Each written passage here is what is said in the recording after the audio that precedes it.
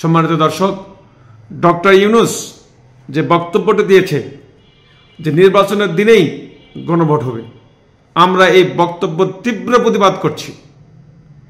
একই দিনে গণভোট হওয়া মানে সাধারণ মানুষ এবং ছাত্র জনতাকে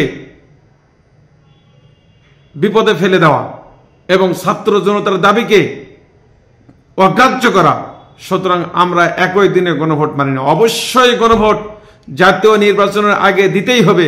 আমরা এই ইউনূস সরকারের বক্তব্যকে আমরা প্রত্যাখ্যান করি। আমরা সকল বিষয় বিবেচনা করে সিদ্ধান্ত নিয়েছি যে আগামী জাতীয় সংসদ নির্বাচনের দিনেই গণভোটের আয়োজন করা হবে। অর্থাৎ জাতীয় নির্বাচনের মতো গণভোটও ফেব্রুয়ারির প্রথমার্ধে একই দিনে অনুষ্ঠিত হবে। এতে সংস্কারের লক্ষ্য কোনোভাবে বাধাগ্রস্ত হবে না।